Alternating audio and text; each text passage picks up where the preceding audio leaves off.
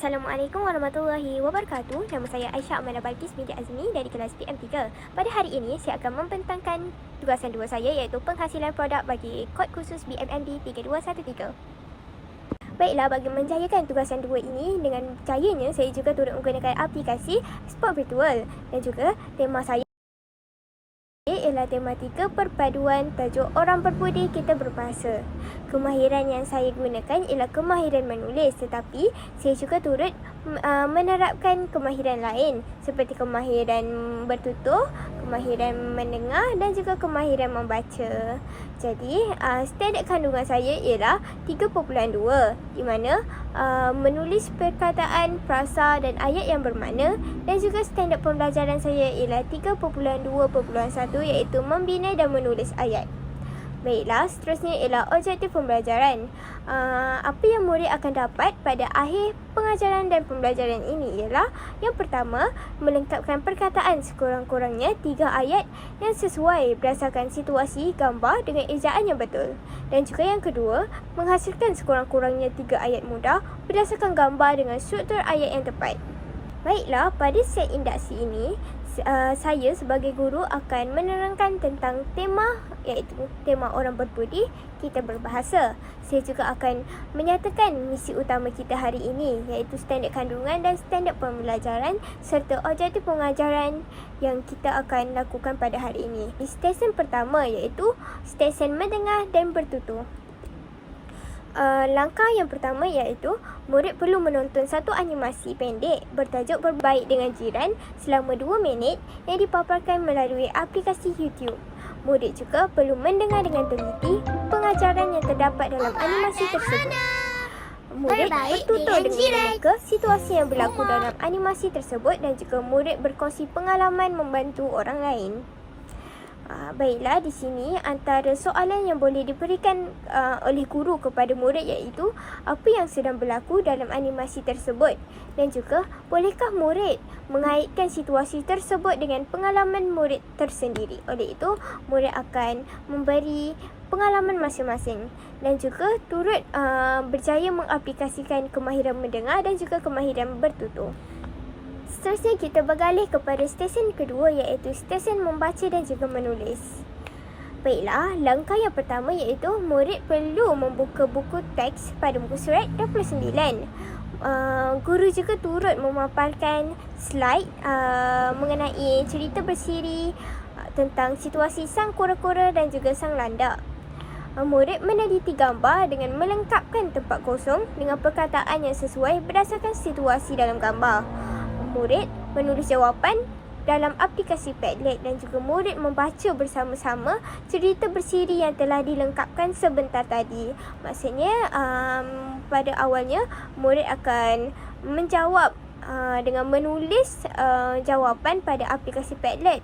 Kemudian apabila jawapan itu sudah lengkap, murid akan baca bersama-sama cerita bersiri yang lengkap itu bersama cikgu untuk menyemak sama ada jawapan itu betul ataupun tidak.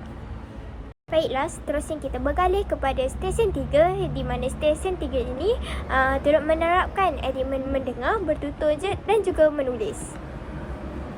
Di stesen 3 ini, murid dibahagikan kepada 4 kumpulan kecil. Jadi, setiap kumpulan diberikan satu kisah situasi yang berbeza berkaitan tajuk hidup berjiran. Murid dalam setiap kumpulan diminta untuk menghasilkan sekurang-kurangnya 3 ayat berdasarkan situasi tersebut menggunakan aplikasi Figma. Murid juga dalam setiap kumpulan perlulah melakonkan situasi tersebut di hadapan kelas menggunakan anak patung, dan juga murid lain akan memerhati dan juga mengenal pasti peristiwa yang berlaku dalam lakonan tersebut.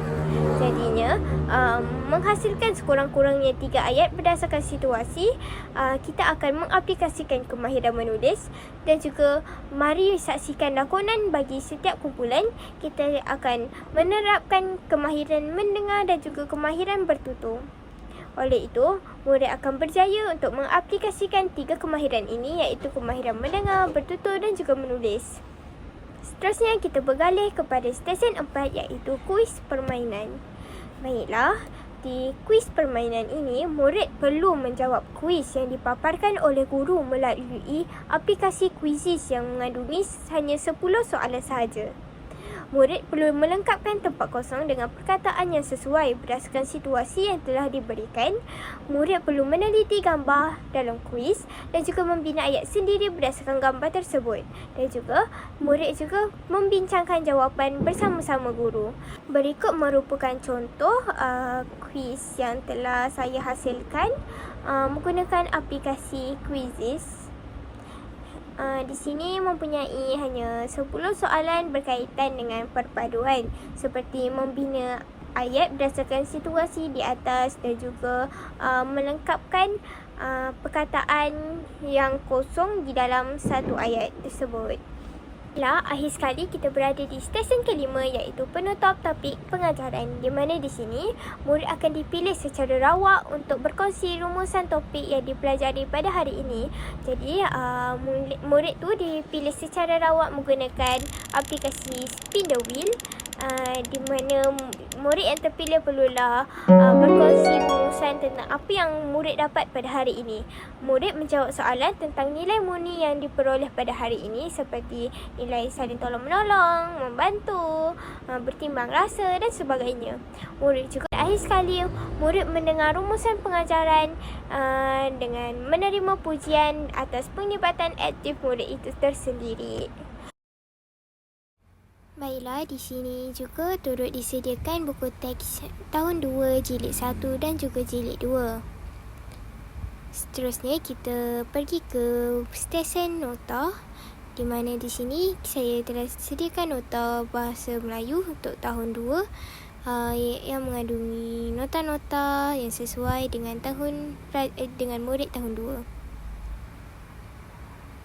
2. Ini pula merupakan RPH penuh saya.